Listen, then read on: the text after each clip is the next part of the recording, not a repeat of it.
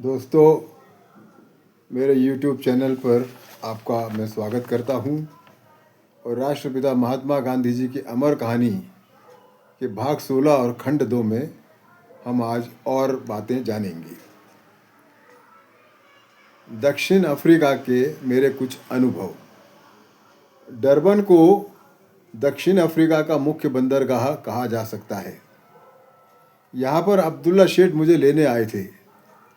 जहाज जैसे ही किनारे लगा, लोग जहाज पर अपने लोगों को लेने आने लगे। यहाँ मुझे एक बात ध्यान में आई और वो ये थी कि अब्दुल्ला शेठ को जानने वाले लोग जिस तरह से उनसे व्यवहार कर रहे थे, उससे उसमें तुच्छता दिखाई दे रही थी। लेकिन शायद अब्दुल्ला शेठ को इसकी आदत पड़ गई थी। इससे लगा हिंदी लोगों का यहाँ मान सम्मान नहीं था, लेकिन मैं लोगों के आकर्षण का केंद्र था। उसका कारण था मेरी पोशाक। अब्दुल्ला शेठ मुझे घर ले गए और उनके पास के कमरे में मुझे ठहराया। मुझे ऐसा लगा कि अब्दुल्ला शेठ मुझे समझ नहीं पाए और ना ही मैं उनको। उनके भाई की चिट्ठी मैंने उन्हें दी, वो उन्होंने पढ़ी। उससे वो और फिक्र में पड़ गए और उन्हें लगा कि भाई साहब ने एक सफ़ेद हाथी भेज दिया है। उन्हें मेरे साहबी रहने का खर्च की चिंता उन्हें सताने लगी। उनके मुकदमे ट्रांसवाल में चलते थे और मुझे देने के लिए कोई ख़ास काम यहाँ नहीं था। प्रिटोरिया में मैं अकेला ही रहने वाला था, इसलिए इस बारे में भी उन्हें शंका थी कि मैं काम ठीक से कर पाऊँगा। इस तरह से मुझे घर बिठाकर खिलाना ऐसी हालत थी। अब्दुल्ला शेठ का अनुभव ज्ञान बहुत था और उनकी बुद्धि तीव्र थी। उन्होंने अंग्रेजी का व्यवहारिक ज्ञान भी हासिल कर लिया था और बैंक मैनेजर और यूरोपियों के साथ व्यापार की बातें सहजता से कर पाते थे। उनका व्यवसाय यहाँ बड़े व्यवसायों में गिना जाता था। उनको इस्लाम के बारे में अभिमान था और उसके बारे में चर्चा उन्हें अच्छी लगती थी। उनका कुरान शरीफ और अन्य धर्म साहित्य का ज्ञान भी अच्छा था। उनके साथ रहने से मुझे इस्लाम धर्म का व्यावहारिक ज्ञान भी भरपूर मिला और हम एक दूसरे को समझने लगे। दूसरे या तीसरे दिन वे मुझे डरबन कोर्ट दिखाने ले गए और कुछ परिचय करवाए और कोर्ट में अपने वकील के पास मुझे बिठाया। वहाँ मजिस्ट्रेट ने मुझे पगड़ी निकालने को कहा। मैंने निकाली नहीं और वहाँ से निकल गया। मुझे ऐसा लगा कि शायद यहाँ भी मुझे झगड़े करने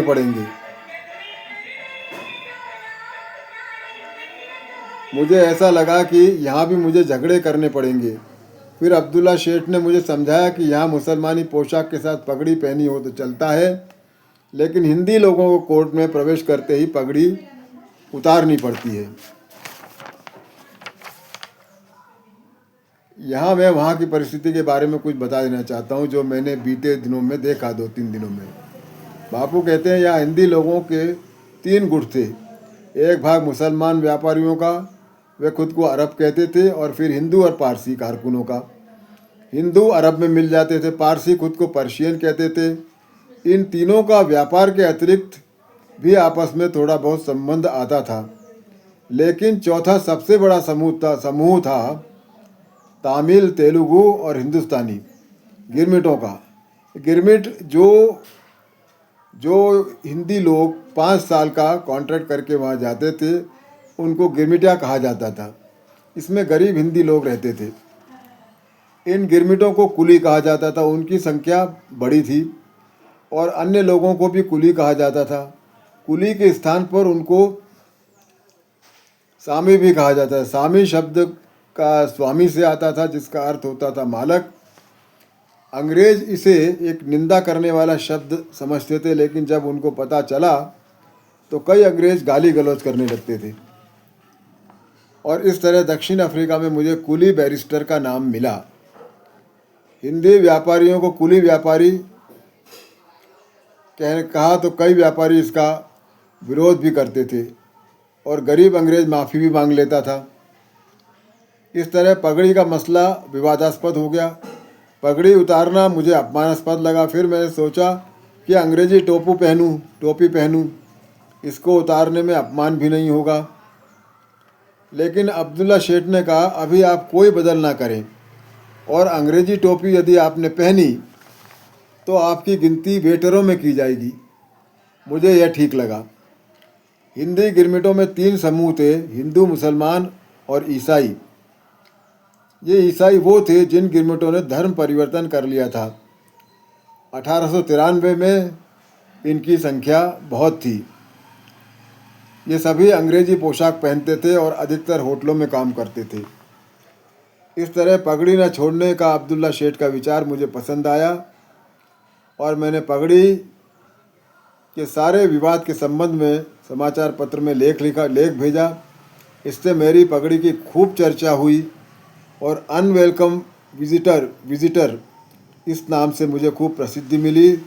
बहुतों ने इसमें मेरा समर्थन किया और बहुतों ने मेरी निंदा भी की। मेरी पगड़ी आखिर कब तक रही, कब गई, ये आपको आखिर के भाग में समझ में आएगा। इस तरह से ये भाग हुआ। अब आगे के भाग में हम और सुनेंगे। धन्यवाद।